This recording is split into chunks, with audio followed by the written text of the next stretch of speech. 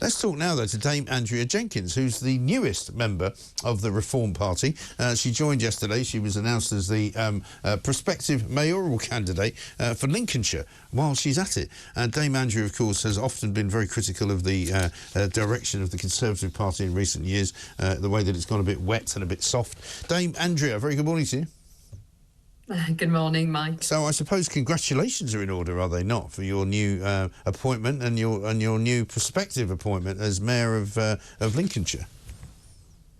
Yes, I mean, look, it was a hard decision when you've been with a party as a member for nearly 20 years. It's a difficult decision, but I know it's the right decision. And as you mentioned just there, Mike, the direction of the Conservative Party, to me, is not the right direction, unfortunately. Yes. But Nigel is connecting to the people, and I think there's three people who actually gets the general public. You know, one was Boris, one was Connect, one is Farage, and the other one's Trump in the US. And I really do think that we can get this reform. We need to blow the door off the establishment and ensure people start listening now. And you seem to have got the endorsement of one Elon Musk, which is not bad, for the first day of being in a new political party. No, I mean, I'm sure that'll be Nigel contacting him, don't you? Well, I don't know. I mean, does he know everybody in the American government now? He's obviously got Donald Trump on speed dial. Has he got Elon Musk as well? No, he was there when Trump won, wasn't he? I'm sure he met Elon then as well. But no, that was amazing. I mean, that was a nice thing to wake up to this morning. As you can see, I'm actually in a hotel on the M1, driving back late last night, and I got so tired I pulled up. So glamorous. No, I mean, I'm very excited about the role, though. I think that in Lincolnshire, I mean, I went to school there. I grew up there. I went to university there. I was a councillor there, the first Conservative councillor, lived and worked there. And I want to see this, you know, if I, get elected, but I'm going to, fight my socks off, to be a blueprint for common sense conservatism and root out the woke agenda, which actually creeps into both colours of government, doesn't it, Mike? And it does. And ensure that every penny of taxpayers' money is a well spent. So to me, it's about being frugal as well. Yeah, absolutely right. And I mean, the news this morning, quite staggeringly, as if you couldn't make any more ridiculous stories up about this Labour government, Louise Haigh resigned literally 10 minutes into my show this morning, 5 minutes after I called for her to resign. She was obviously watching and couldn't handle the criticism, and at 6:15 decided to chuck it all in. I don't think she wanted to, but I find it quite staggering that Keir Starmer appointed her, apparently knowing that she was a convicted fraudster, and yet didn't think that was a problem, but now thinks it's a problem because everybody else has found out.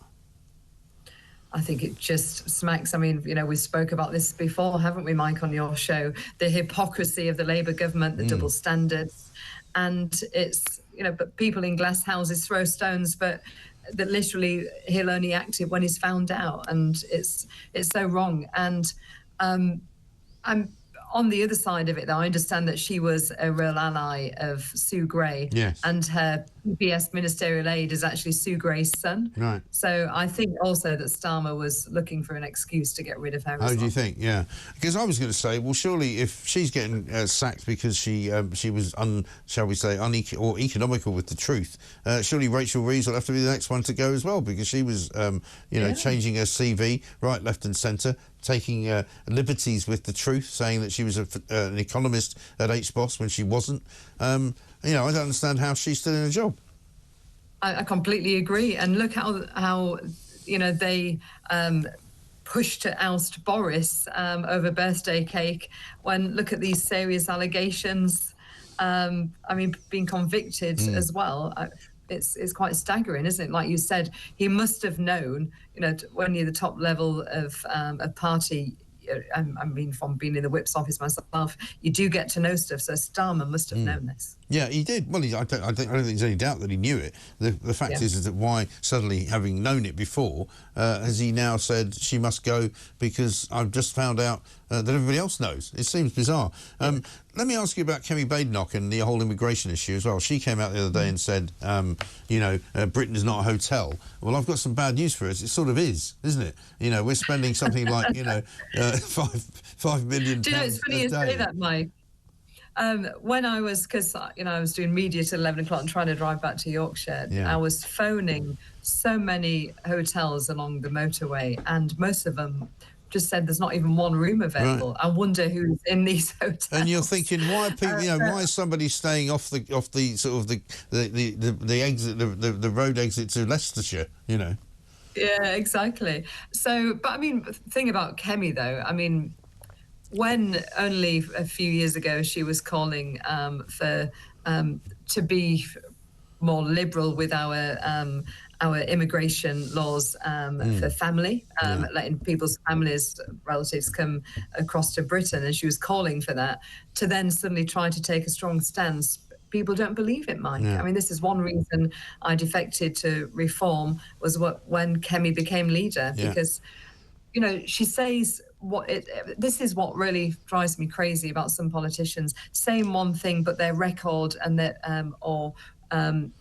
they do another thing. I mean, she said she voted for Brexit, and I know I was on the campaign trail for Brexit. I know in Parliament having to fight against the Speaker to try and, ensure we deliver the democratic mandate of the British public. And she said she voted for Brexit, but all these red tape that was EU laws that was on the British statute, she didn't get rid of them, and it was their responsibility. And so to me, I lost confidence in her, really.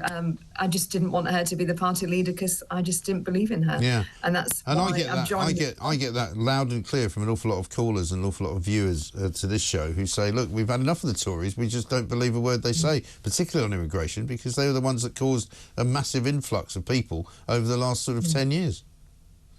I mean, I think also is the issue of the so-called blob, Mike. I mean, look, Pretty, I love Pretty, I love Robert Jenrick. I've been very close to them both over the years as friends. And look how they tried to, make changes and be more strident with migration. But look at the blocks they got from the blob and the civil service. I mean, look, Pretty, they tried to make out that she was a bully for standing up to the civil servants. And look, they was going on strike and down in tools because of the Rwanda bill. And it's so wrong. They are not elected. They should be doing what is instructed by their ministers. And so I think, if anybody, I mean, look what Elon Musk is doing and planning to do in America with the civil service and cutting out waste. And I think actually it's sort of Nigel and the Reform Party that can do that in Britain, because it's so badly needed. We definitely need it. Absolutely right. Andrea, congratulations again. Thank you very much indeed. Dame Andrea Jenkyns, hope to see you in the studio next time you're down in town.